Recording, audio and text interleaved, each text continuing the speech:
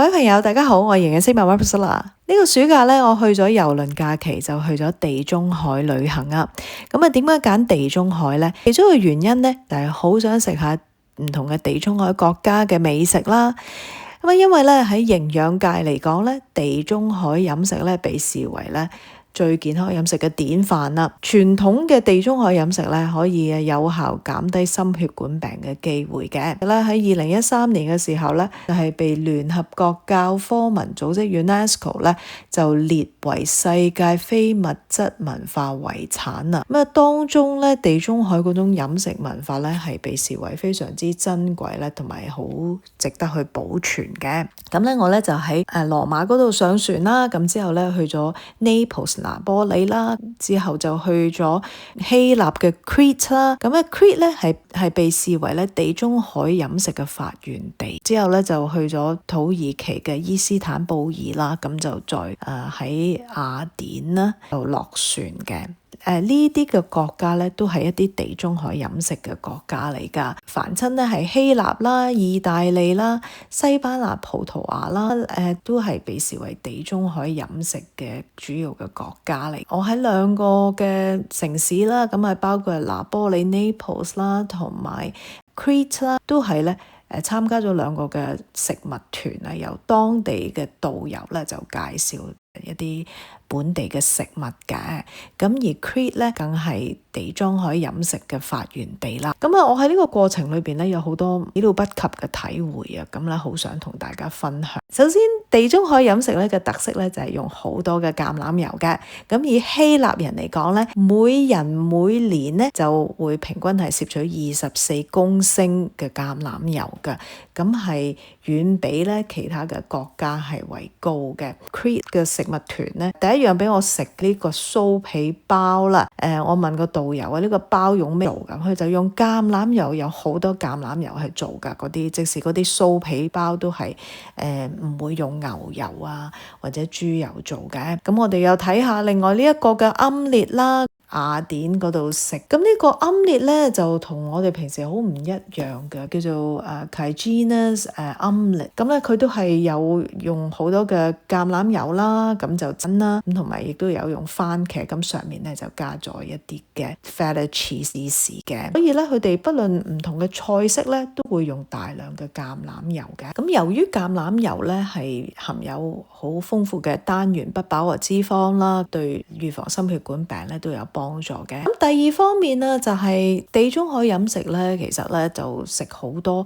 新鮮嘅蔬菜生果嘅。傳統嘅地中海飲食咧，佢哋嗰個蔬菜水果嘅份量咧係可以去到9份嘅。其實傳統咧，佢哋係食好多蔬菜水果嘅。拿波里我食嘅呢個沙律咧，就係一個意大利嘅沙律啦，咁咧就叫 Caprese Salad 啦。咁當中就係有 Mozzarella cheese啦，有番茄啦，同埋咧亦都當然係落咗好多嘅橄欖油同埋一啲 balsamic vinegar 嘅。個沙律咧，我喺意大利拿波里咧嗰個嘅食物團嗰度咧，佢哋咧都係俾我哋係嘗試。其實呢隻沙律咧都好多地方都會有嘅，當中嘅番茄咧都係好新鮮啦。地中海飲食咧係用食好多番茄嘅，咁番茄亦都係含有好豐富嘅番茄紅素啦，抗氧化嘅作用啦。呢一個嘅沙律咧叫 Superfood Salad 咧，係我人生食過最好味嘅沙律嚟嘅，就喺雅典嗰度食嘅。咁就當中咧係有藜麥啦、cranberry 小紅莓啦，有合桃啦，有醋啦，咁有唔同嘅蔬菜啦，咁係非常之好味。因為佢哋用嗰啲係好新鮮嘅蔬菜生果。導遊都同我哋講啦，就係即係地中海嘅飲食咧，好強調啲嘢係全部係新鮮，係唔會要有好多嘅添加劑。佢哋係食全天然嘅食物。第三方面咧，地中海飲食咧係植物性嘅食物為主嘅飲食嚟㗎。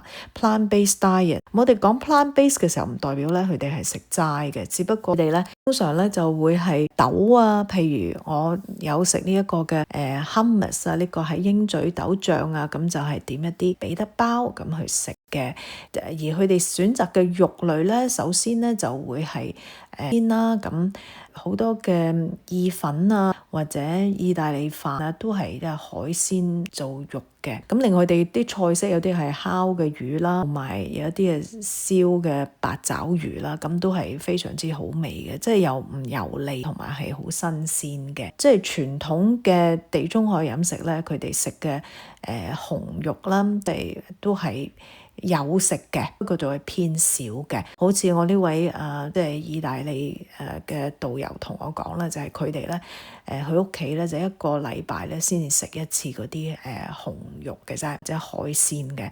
咁其他時間咧都食好多嘅豆啊，食好多嘅蔬菜生果。地中海飲食咧亦都係鍾意用好多嘅天然嘅香料嘅，譬如我去呢一間嘅鋪頭啦，咁佢哋咧專係賣一啲嘅香料嘅。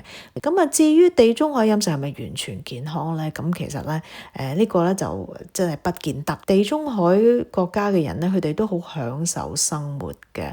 而家呢個世界咧，好多時候都係話low carb 啦，唔好食澱粉質啦。地中海飲食咧，食一啲嘅澱粉質，即係穀類咧，其實係標榜應該係要食一啲全穀物類嘅。人嘅角度嚟講咧，又唔係真係完全健康啦。當然佢哋有好多嘅 gelato 啊、意大利雪糕啊，咁呢啲當然非常之美味，但係亦都係非常之高熱量嘅食物啦。當地人咧其實咧都係會食嘅。世界覺得係碳水化合物好罪惡嗰種嘅概念嘅，咁佢哋都係會食一啲嘅即係甜品啊。咁我哋講下地中海飲食嘅真相啊。當全世界咧喺度吹捧緊地中海飲食嘅時候咧，咁其實咧原來年輕一代嘅地中海國家嘅人咧都唔一定係跟緊一個傳統嘅地中海飲食嘅方式噶啦。睇翻呢個研究嘅報告啦，係年紀大啲，係65歲以上嘅人啦，有接近40%咧，就會跟呢個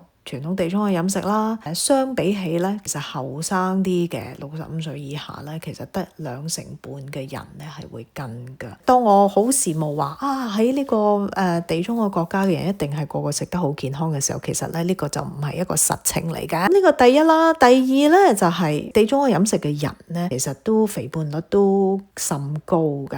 因為咧地中海飲食係一個高脂嘅飲食嚟㗎。咁因為有大量嘅橄欖油咧，有40%嘅熱量咧係嚟自脂肪㗎。咁以希臘人嚟講咧，男人咧超重或以上啦，咁其實咧係去到接近80%嘅，女人咧都去到64%。即係如果我哋亞洲人嚟講咧，其實未必有本錢咧係食咁多橄欖油嘅，因為咧我哋身高亦都矮啲啦，即係消耗亦都會低啲啦。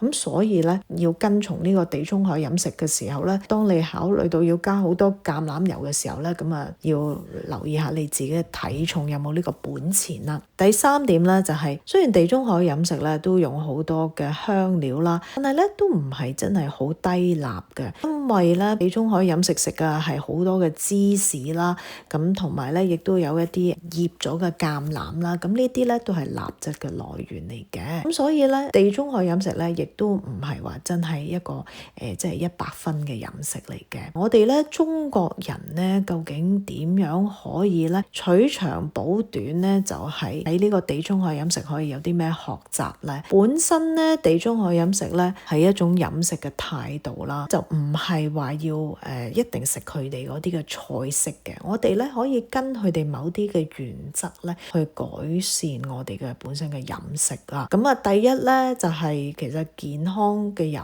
脂咧，大家可以多啲用嘅，譬如橄欖油啦，大家可以用橄欖油去煮食啦。不過橄欖油咧，大家最緊要咧都係揀一啲 extra virgin olive oil 初榨嘅橄欖油，個顏色要夠深色咧，就代表咧佢保存到嗰種抗氧，亦都可以考慮轉用牛油果油啦。牛油果油亦都可以揀初榨㗎啦，咁亦都係可以保留到多啲嘅抗氧化物啦。出街咧少食啲煎炸嘅食物啦，因為咧街外面嗰啲煎炸食物咧，其實用嘅就一定係一啲好唔健康嘅油啦。第二方面咧，就大家可以增加食多啲新鮮嘅蔬菜生果啦，以時令當造嘅蔬菜生果為主啦。不過咧最緊緊要咧都係份量係可以增加啦。最後咧，大家咧都可以跟翻一個植物性食物為主嘅飲食 plant-based diet 啦，多食一啲咧植物性蛋白質，好似一啲豆啊，一啲我哋中國人可以食豆腐啊，或者大家亦都可以食下呢個鷹嘴豆醬啊。咁而平時嘅肉類咧，盡量咧都揀海鮮啦，